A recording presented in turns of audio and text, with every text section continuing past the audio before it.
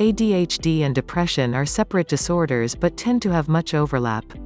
If you've been diagnosed with attention deficit hyperactivity disorder, ADHD, and depression, you might wonder what this means for you in terms of prognosis, treatment, and lifestyle changes you can make to improve your situation. What is ADHD? Before we start to disentangle the complex relationship between ADHD and depression, it's important to understand individually what is involved with each diagnosis. ADHD is a neurodevelopmental disorder, which means that it is present from childhood and persists throughout your lifetime. People diagnosed with ADHD may exhibit what is called an executive function deficit. They struggle to follow tasks through to completion and easily become disorganized, missing appointments and losing their things. ADHD is usually diagnosed in childhood and can be categorized into 3 different presentations. Inattentive people with inattentive ADHD have difficulty sustaining attention for tasks that they find boring, have trouble organizing their thoughts and following conversations, and may be easily distracted by what's going on around them or their own internal dialogue. Hyperactive impulsive people with hyperactive impulsive ADHD have a constant feeling of being restless, may say things spontaneously without thinking first, and find it hard to stay still, such as sitting in a classroom for lessons. Combination of inattentive and hyperactive impulsive people with the combined presentation will experience both inattentive and hyperactive impulsive symptoms. What is depression? Depression is more than just sadness or a case of the blues. Many people experience recurrent episodes that can last anywhere from weeks to months or longer. Below are the most common symptoms of depression. Feeling sad, hopeless, or empty, being irritable, frustrated, or restless, loss of interest in things you used to like doing, having trouble concentrating, eating too little or too much, having trouble falling asleep or waking up through the night, feeling overly tired or fatigued. Depression can make it hard to do everyday tasks like going to work or school, taking care of your personal hygiene, and eating healthy meals.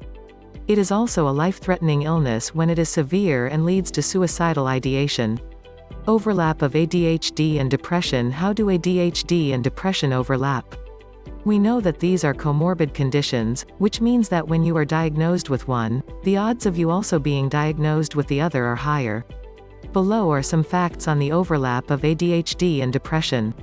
Teens with ADHD are 10 times more likely than their peers without ADHD to develop depression. Depression is 3 times more prevalent in adults with ADHD compared to adults without ADHD.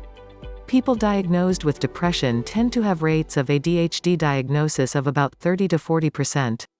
70% of people diagnosed with ADHD may also experience depression in their lifetime.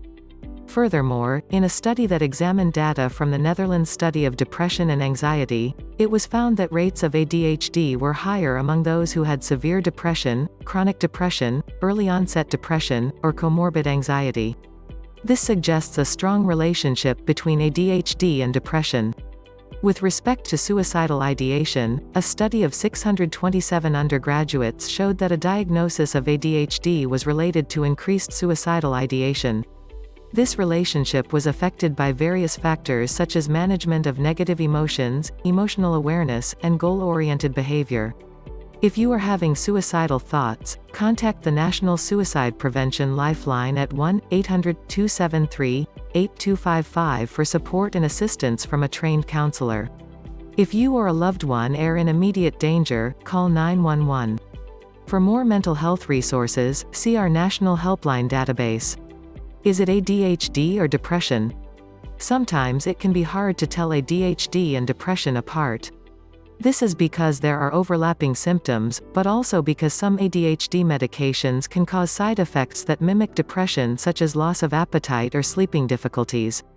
While both ADHD and depression involve issues related to mood, concentration, and motivation, they do differ.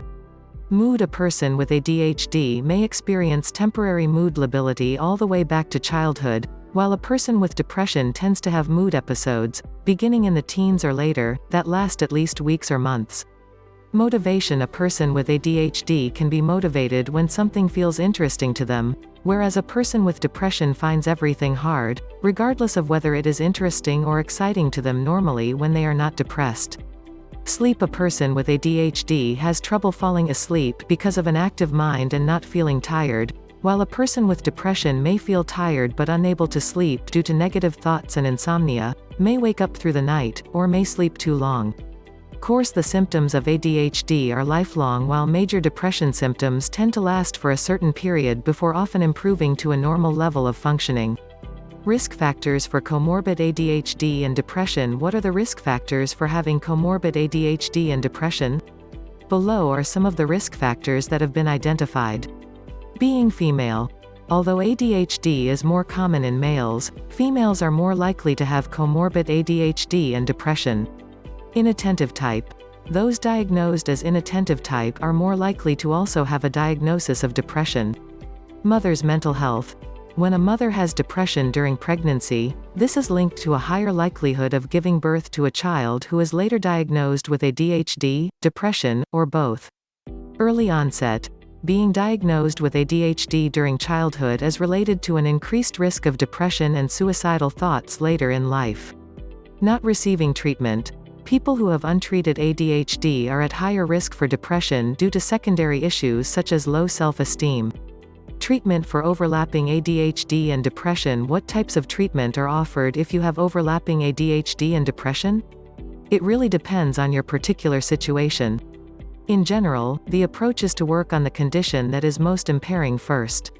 While therapy can address both issues at once, often medication is prescribed for one condition and then the other. Medications. What medications might you be prescribed? Below is a list of some options you might be given. Stimulants. Stimulants such as Adderall, amphetamine, dextroamphetamine, may be prescribed for ADHD. Stimulants help to increase brain chemicals that improve focus. However, they can have side effects such as loss of appetite or trouble sleeping. Non-stimulants. Non-stimulants such as Strattera, atomoxetine, may also be prescribed for ADHD. Antidepressants. Antidepressants may be prescribed for depression, including Wellbutrin, bupropion, which can also help relieve symptoms of ADHD. Antidepressants can take several weeks before you will know if they are working. Therapy. Psychotherapy for ADHD aims at improving focus and building self-esteem, while therapy for depression may target identifying and replacing negative thoughts and behaviors, which may also be helpful for ADHD.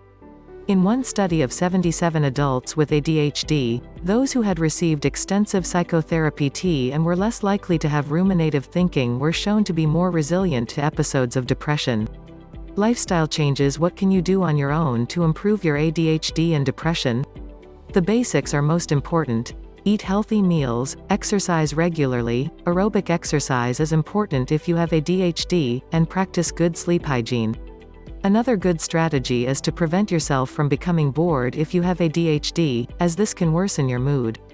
One way to accomplish this is to keep an interest closet, or another spot in your home where you store activities that you can do when you are feeling bored.